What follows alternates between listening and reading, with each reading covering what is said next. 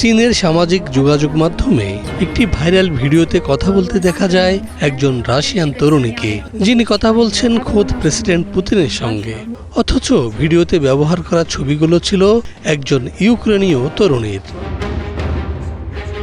ঘুম থেকে উঠে এক বন্ধুর পাঠানো মেসেজে এই ঘটনা জানতে পারেন লোয়েক নামের ওই ইউক্রেনীয় তরুণী। দৃশ্যটি দেখার পর রীতিমতো বিস্মিত হন তিনি।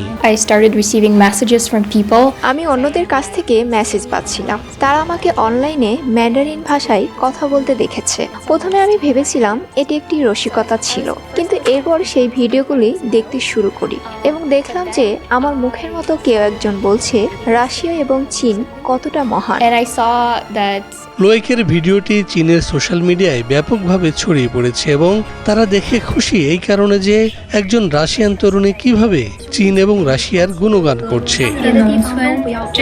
ওই নারী চীনা ভাষায় চীনের প্রতি তার ভালোবাসা প্রদর্শন করছে এবং বলছে সে একজন চীনা তরুণকে বিয়ে করতে চায়।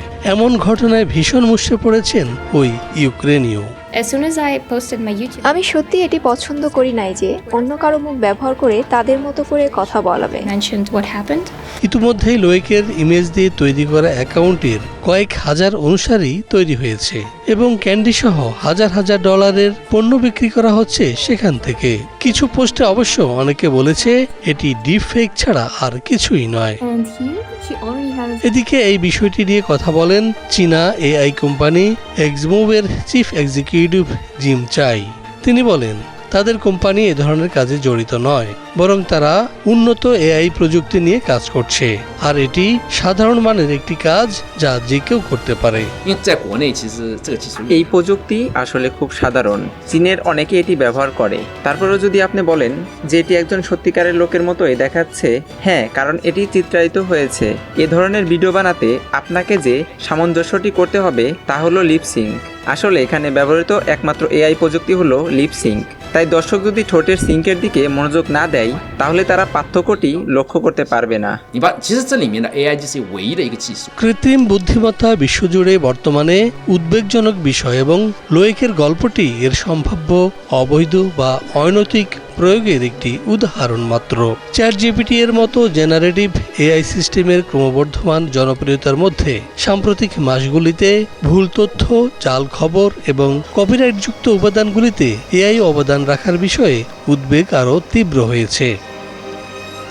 2024 সালের জানুয়ারিতে চীন এআই শিল্পের মানসম্মত ব্যবহারের খসড়া নির্দেশিকা জারি করেছে, যেখানে 2026 সালের মধ্যে 50টিরও বেশি জাতীয় এবং বিশ্বব্যাপী মান গঠনের প্রস্তাব করা হয়েছে। এদিকে এআই নিয়ে আইন প্রণয়ন করেছে ইউরোপীয় ইউনিয়ন, যাকে উচ্চ ঝুঁকিপূর্ণ হিসেবে চিহ্নিত করা হয়েছে। সেই সাথে এআই সিস্টেমে কঠোর স্বচ্ছতার বাধ্যবাধকতা আরোপ করার বিষয়ে সিদ্ধান্ত হয়েছে এবং সেখানে রয়েছে একটি সম্ভাব্য বৈশ্বিক মানদণ্ড। আগামী বিশ্বকে কোথায় নিয়ে যায় এআই প্রযুক্তি, সেটিই এখন দেখার বিষয়।